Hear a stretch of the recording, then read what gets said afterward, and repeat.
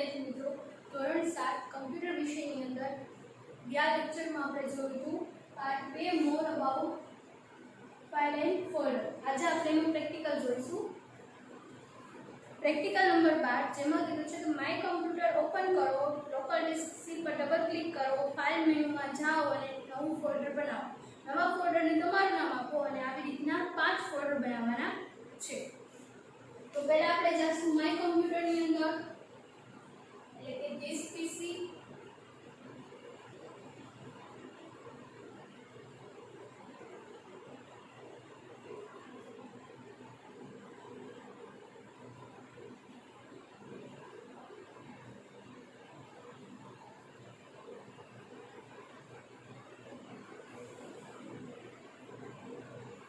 એમાં C drive, અહીંયા આપણે જઈશું ડી ડ્રાઈવ. એમાં બનાવવાનું છે ફોલ્ડર. તો અહીંયા આવશે ન્યૂ ફોલ્ડર અથવા તો રાઈટ ક્લિક કરીને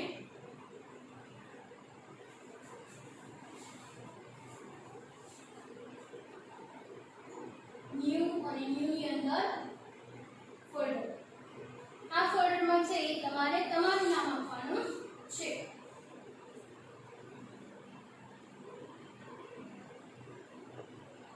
હું અહીં આપું છું ABC. આવી રીતના તમારે 5 નવા ફોલ્ડર બનાવવાના છે. ત્યાર પછી પ્રેક્ટિકલ નંબર 13.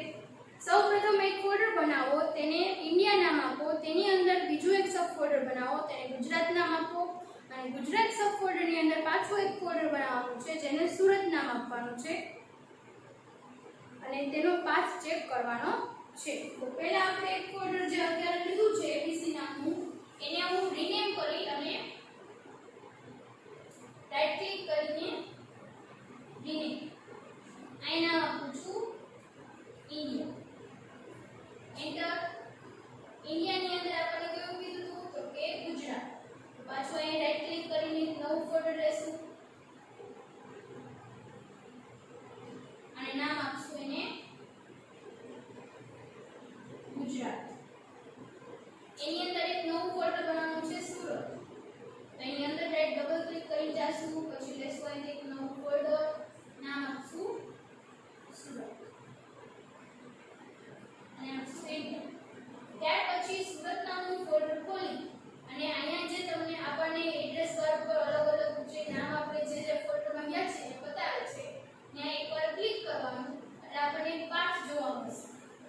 કયો પાથ આવ્યો તો કે ડી ડ્રાઈવ, એમાં ઇન્ડિયા ફોલ્ડર, એમાં ગુજરાત અને એમાં સુરત. જે જગ્યાએ આપણે અહીંયા છીએ આમાં કમ્પ્યુટરની અંદર એ કયું છે તો કે સુરત ફોલ્ડરની અંદર. તો એટલા માટે પાથ આખો કયો બન્યો? ડી ડ્રાઈવ, ઇન્ડિયા, ગુજરાત અને સુરત. આવી રીતના પાથ ચેક કરવાનો છે. ત્યાર પછી પ્રેક્ટિકલ નંબર 14. એક ફોલ્ડર બનાવો, તેને ફ્રૂટ નામ આપો. ફ્રૂટ નામના ફોલ્ડરની અંદર 2 ફાઇલ બનાવો, તેનું નામ આપો એપલ અને મેંગો. હવે એક ફોલ્ડર ફ્રૂટ નામનું બનાવવાનું, એમાં 2 ફાઇલ બનાવવાની છે. ફ્રૂટ કયા રીતે નામની? એપલ અને મેંગો નામની. ત્યાર પછી બીજું એક ફોલ્ડર બનાવવાનું કલર્સ નામનું, એમાં 2 ફાઇલ બનાવવાની, રેડ અને યેલો. હવે જે ફ્રૂટ નામના ફોલ્ડરની અંદર આપણે 2 ફાઇલ બનાવેલી હતી એપલ અને મેંગો, એ નામની ફાઇલ છે એને કલર્સ નામના ફોલ્ડરમાં ખસેડવાની છે. ખસેડવા માટે શેનો ઉપયોગ થાય? કટ અને પેસ્ટનો. નકલ કરવી તો શેનો ઉપયોગ થાય? કોપી અને પેસ્ટ. અહીં ખસેડવાનું કીધું એટલે આપણે કટ પેસ્ટનો ઉપયોગ કરીને કરશું. હવે ફરીથી આપણે ગયા જઈ ડી ડ્રાઈવની અંદર. ત્યાં એક ફોલ્ડર બનાવીએ જેને નામ આપવાનું છે ફ્રૂટ્સ. એની અંદર એન્ટર કરીને ગયા જઈએ અને અહીંયા રાઈટ ક્લિક કરીને નવી ફાઇલ બનાવીએ. ન્યૂ ફાઇલની અંદર આવશે કઈ ફાઇલ તો કે ટેક્સ્ટ ડોક્યુમેન્ટ. એને નામ આપશું એપલ. પછી એક નવી ફાઇલ બનાવશું, રાઈટ ક્લિક કરીને ન્યૂ અને ટેક્સ્ટ ડોક્યુમેન્ટ. એને નામ આપશું મેંગો.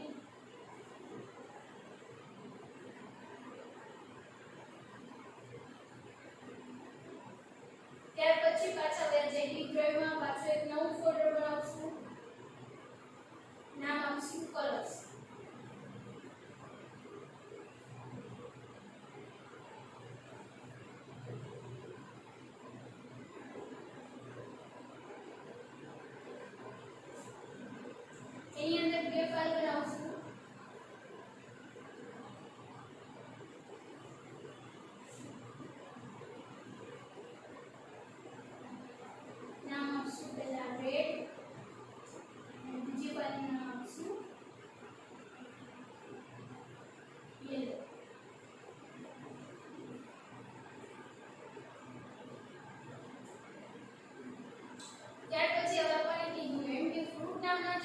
ફોલ્ડરમાં બે ફાઇલ આપેલી છે એ ફાઇલને આપણે કયા કરશું કંટ્રોલ A દ્વારા સિલેક્ટ અને કરશું એને રાઈટ ક્લિક કરીને કટ. ત્યાર પછી જવાનું છે ક્યાં તો કે કલર્સ નામના ફોલ્ડરની અંદર જ્યાં આપણે બનાવશું બે ફાઇલને કરવાની છે પેસ્ટ. હવે આપણે ફ્રૂટ નામના ફોલ્ડરમાં ચેક કરશું તો ફ્રૂટ નામના ફોલ્ડરમાં કઈ ફાઇલ હશે નહીં. શું કામ તો કે આ ફાઇલ આપણે ખસેડેલી છે, કોપી કરેલી નથી. અને કલર્સ નામના ફોલ્ડરમાં ચારે ચાર ફાઇલ જોવા મળશે. ત્યાર પછી 15મું પ્રેક્ટિકલ છે કે તમારા કમ્પ્યુટરમાં રહેલી ફાઇલ અને ફોલ્ડરની બાજુમાં દર્શાવેલ જુદા જુદા વ્યૂમાં ગોઠવણી કરો.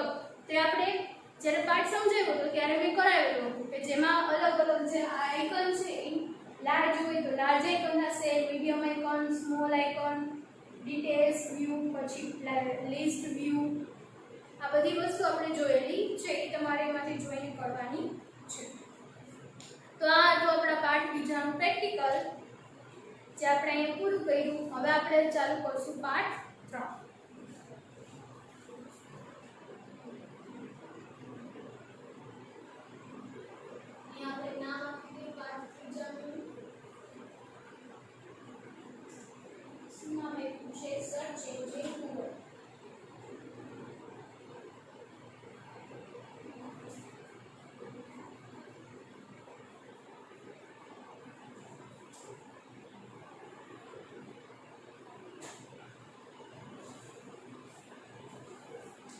હવે આપણે જોવાનું છે પાર્ટ 3 સર્ચ એન્જિન ગૂગલ.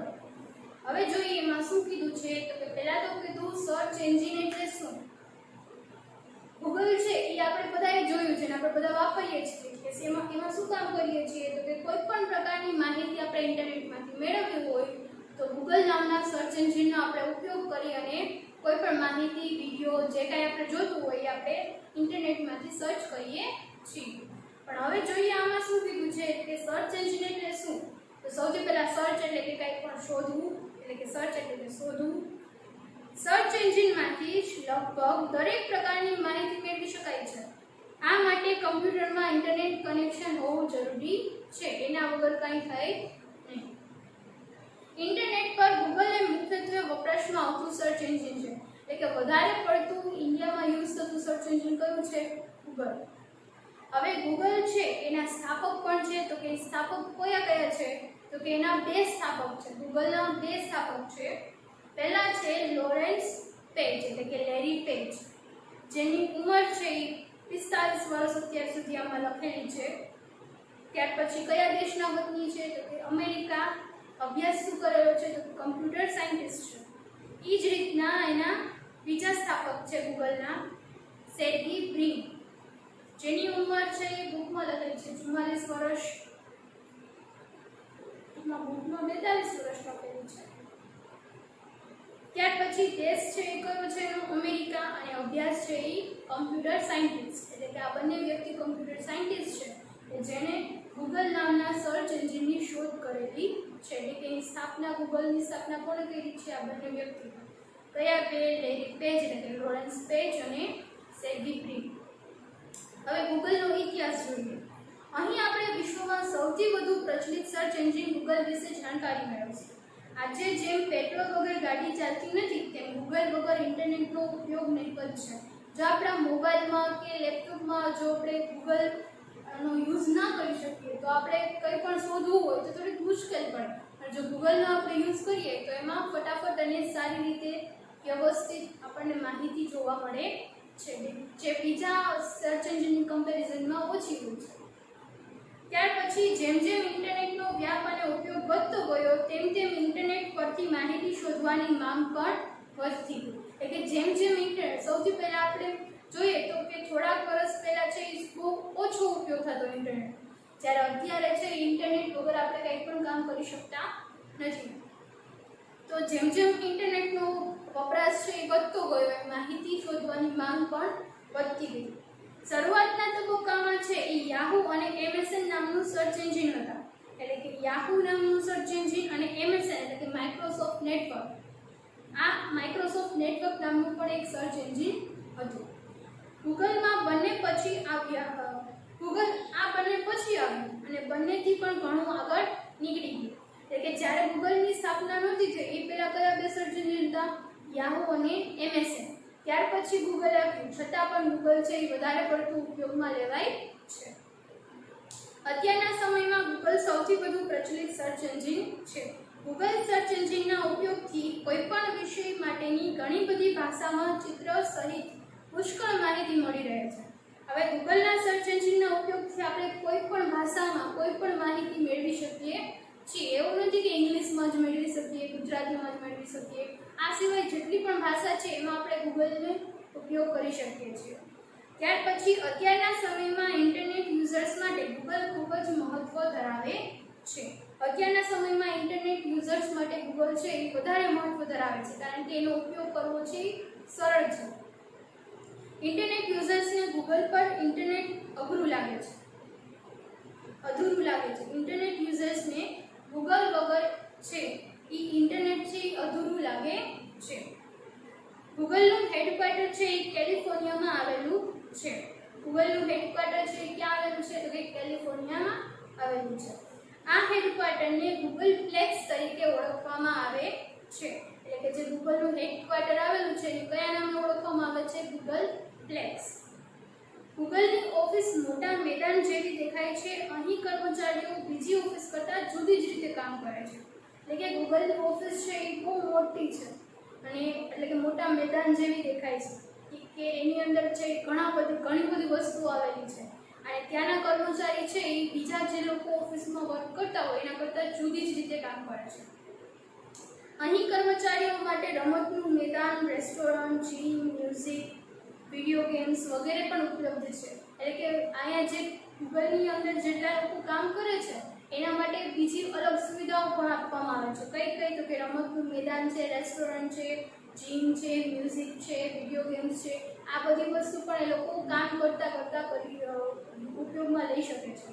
ત્યાર પછી ગૂગલમાં કામ કરતા કર્મચારીને તેઓ ગૂગલર્સ તરીકે ઓળખે છે. એટલે કે જે વ્યક્તિઓ છે એ ગૂગલમાં કામ કરે છે એ લોકોને શું કહેવાય છે?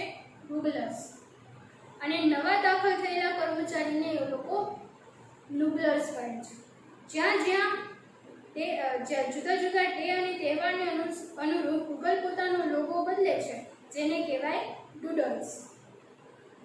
એટલે કે જ્યારે આપણે જોતા હોય તો ગૂગલમાં જે કોઈ મેઇન તહેવારો આવે છે કે કોઈ વ્યક્તિ હોય છે એનું કોઈ પણ એને રિલેટેડ હોય છે ત્યારે ગૂગલ છે પોતાનો લોગો છે એ બદલે છે.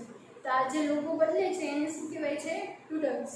હવે આપણે નીચે જોઈએ કે ગૂગલનો ઓરિજિનલ લોગો છે એ કેવો છે ને ત્યાર પછી જે અલગ અલગ તહેવાર મુજબ જે એ ડૂડલ્સ મૂકે છે એને કેવા દેખાય છે. ત્યાર પછી જોઈએ ગૂગલમાં માહિતી શોધવી હોય તો કઈ રીતે શોધી શકાય?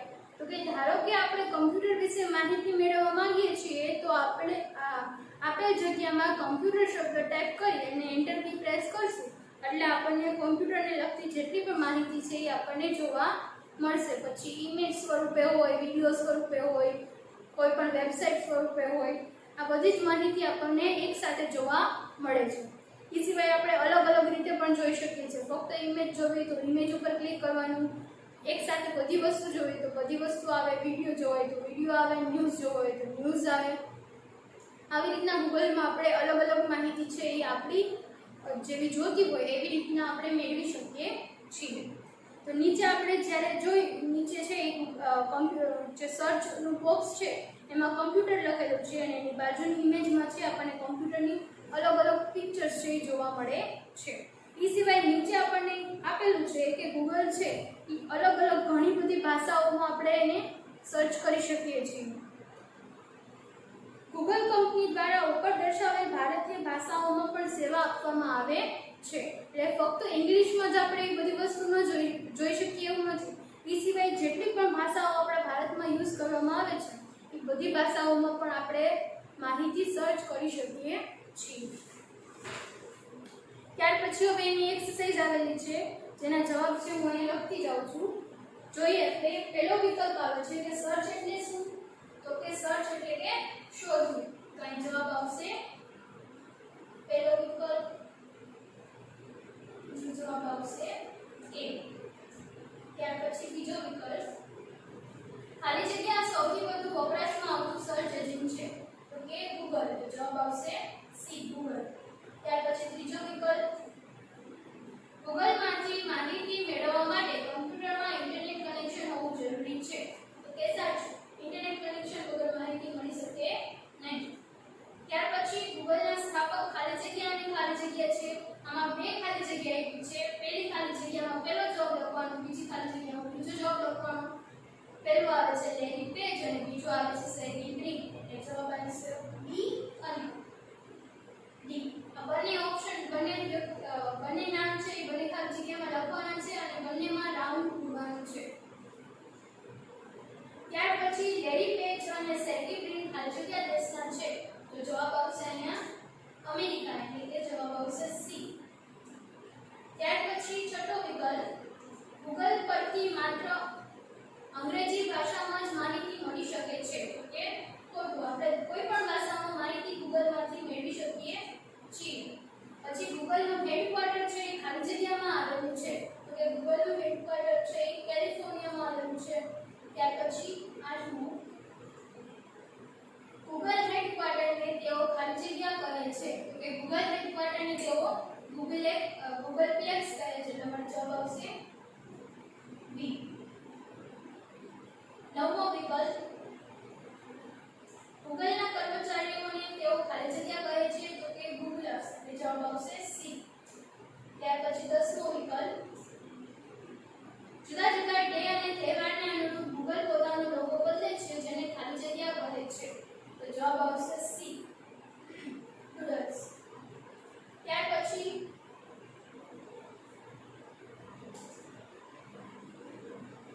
11મો વિકલ્પ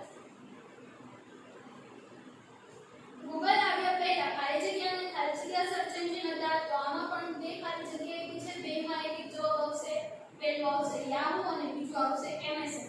એટલે આમાં પણ આવશે બી અને સી જવાબ અને બે પૂરવાના છે. ત્યાર પછી 12મો વિકલ્પ છેલ્લો વિકલ્પ ગૂગલ પરથી માત્ર શાબ્દિક માહિતી જ મળી શકે છે, ચિત્રો મળી શકે નહીં કે ખોટું. ગૂગલ પરથી આપણે બધી જ માહિતી મેળવી શકીએ છીએ. તો જવાબ આવશે બી. ત્યાર પછી આપણને પ્રેક્ટિકલ આપેલા છે. જો આપણી પાસે ઇન્ટરનેટ કનેક્શન હોય તો સર્ચ કરીને પ્રેક્ટિકલ કરી જવું. ગૂગલ પરથી હૃદય વિશેની માહિતી એકત્ર કરો અને 17મું છે પ્રેક્ટિકલ કે ગૂગલ પરથી મહાત્મા ગાંધી વિશેની જુદી જુદી માહિતી ચિત્ર સહિત શાબ્દિક માહિતીઓ એકત્ર કરો.